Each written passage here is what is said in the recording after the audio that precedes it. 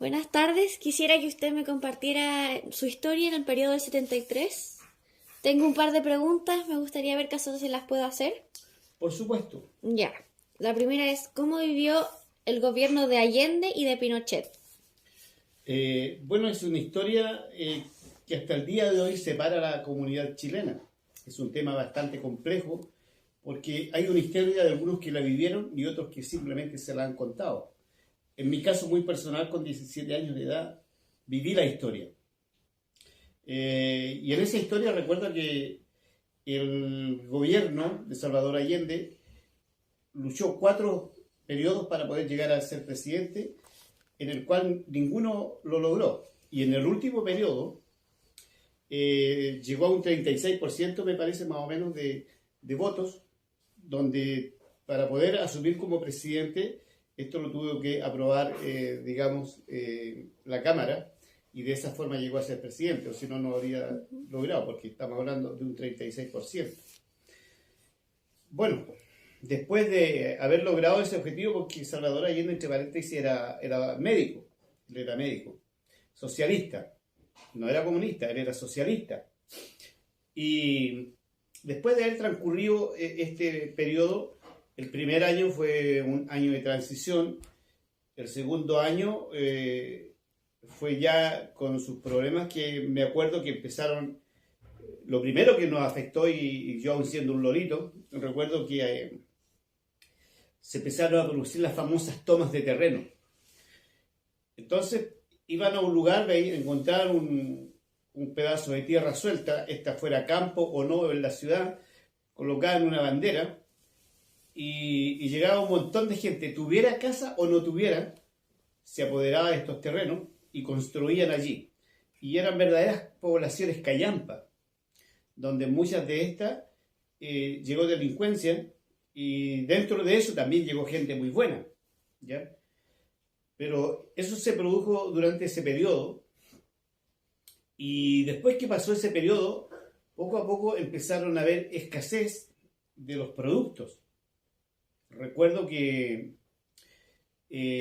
a nosotros nos empezó a tocar de ir a hacer colas o hacer filas para lograr comprar 1 kilo de azúcar, 1 litro de aceite, porque era todo medido. No podíamos comprar más de 1 litro ni más de 1 kilo.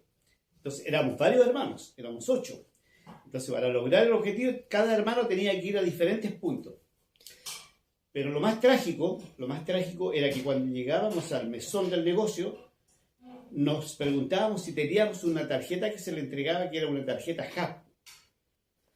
Y al no tener la tarjeta HAP, porque mi padre, que en paz descansa, él no era político, no pertenecía ni al socialismo, ni al comunismo, ni a nada, no era político, simplemente era un trabajador.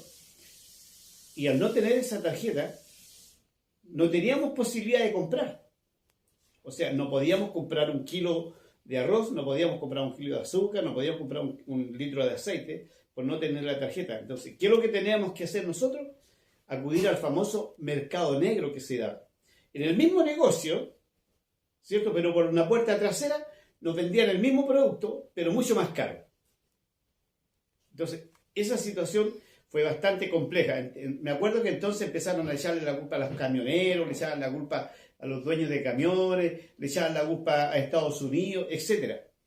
Pero la verdad de las cosas es que no fue así como muchos dicen hoy día, sino que se fue produciendo este problema, de que en cada lugar donde nosotros vivíamos, estábamos, siempre había necesidades y había falta no solo de los productos alimenticios, sino que estábamos teniendo limitaciones. Recuerdo que Salvador Allende invitó a Fidel Castro que entonces era revolucionario, presidente de Cuba, y él venía por una visita de 3 días a Chile.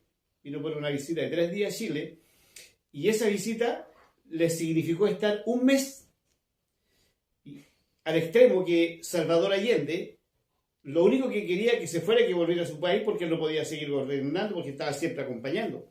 Y fue muy difícil y complejo que él saliera. Y este señor, me acuerdo, yo era un cabro de 17, 18 años, y este señor cuando vino a Talcahuano, porque él estuvo en Talcahuano, estuvo en Huachipato, andaba con un montón de gentes, todas armadas, guerrilleros. Y él también usaba una pistola gigante, grande, y siempre contenía de combate. El hombre, ¿cierto? A los niños del colegio, yo estaba terminando el liceo comercial, me acuerdo, y en el colegio nos obligaban a ir a recibirlo. Y el que no iba era sancionado, castigado y además le bajaban notas. Entonces era muy complejo y teníamos que ir. Y lo más terrible de esto, me acuerdo que este señor fue a conocer Huachipato, Allende lo llevó a conocer Huachipato. En ese entonces Huachipato se llamaba Compañía Acero del Pacífico, CAP. Y este señor se emborrachó en el casino, se emborrachó, ¿cierto? Esto con unos ex compañeros que yo tuve, que estuvieron presentes y lo vieron. Y él con su pistola amenazaba a la gente, la amenazaba. Así hasta como por jugar, entonces era una cuestión que no había límite cómo frenarlo. Y eso es más o menos lo que pasó cuando estuvo Allende. Y producto de eso, ¿verdad? Viene el famoso golpe de Estado. Ahora, el golpe de Estado en realidad fue el finiquito de lo que se estaba haciendo, porque antes de eso hubo otro golpe de Estado. Antes hubo otro golpe de Estado que se le llamó el Tacnazo. El Tacnazo que empezó en el norte, en Atacama, con el general Biuk, parece, no recuerdo bien el nombre, pero parece que era él. Y ese golpe de Estado fue fallido. Entonces tomaron a ese general, lo destituyeron, lo sacaron y esto trajo un problema en la moneda. Entonces la moneda, Allende se vio obligado en cambiar su gente de seguridad que tenía. Porque como había tenido el intento de golpe de Estado, entonces la cambió. Y dentro de eso puso como su guardaespaldas a Pinochet. ¿Ya? Y a Pinochet, una vez estando adentro, se dio cuenta de las aberraciones que estaba haciendo el gobierno de Allende, de lo que quería hacer, seguir estatizando. Me acuerdo que logró estatizar el cobre, pero, y que fue, entre paréntesis, fue buena idea. Pero quería seguir estatizando otras cosas y los terrenos que estaban solos o que eran de grandes dueños, terrenos que estaban vacíos, los quería todos expropiar. Entonces, cada vez que había un terreno, ¿qué es lo que hacía? Lo expropiaba.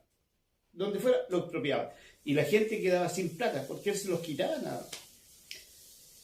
Entonces, todo eso lo fue viendo Pinochet cuando estaba dentro ya de la moneda como guardaespaldas de Allende. Y ahí fue cuando Pinochet, esto yo creo que fue así, no lo puedo decir exactamente, pero creo que ahí fue cuando se dio cuenta, empezó a maquinear cómo sacar al Allende. Entonces se juntó con las 4 ramas, seguramente hicieron una reunión, se pusieron de acuerdo y todo el asunto, y ahí vamos a sacar a este compadre. ¿Y cómo lo vamos a hacer? Le vamos a dar un golpe de Estado. Y el 11 de septiembre del 73 a las 7 de la mañana, yo estaba en el colegio, cuando llegaron los militares y todo, con fusiles y todo, ¡pum! Y que las radios ya no estaban a cargo del gobierno, sino que todas las radios de Chile las guiaba el gobierno militar. Y a las 8 de la mañana se le pedía a Salvador Allende que le pasaran un avión para que se fuera exiliado, lo cual él rechazó. Y habló en una radio que creo que se llamaba Radio Magallanes, no me acuerdo muy bien. Entonces él pedía al pueblo que el pueblo no se rindiera y que el pueblo siguiera luchando. Disculpe, don Nelson, en este tiempo, ¿qué edad tenía usted y con quién vivía? Bueno, yo tenía 17, 18 años y yo vivía con mis padres. ¿Ya? ¿Y dónde se encontraba? Yo me encontraba en Talcahuano, como digo, valga la redundancia, estaba estudiando aún todavía en la enseñanza media, terminando mi escolaridad de contabilidad. Y en ese tramo, antes que terminara yo mi cuarto medio, me parece que fue en el mes de octubre, septiembre, octubre, no me acuerdo, del 73, creo, sí, fue un mes después del golpe de Estado. me llamaron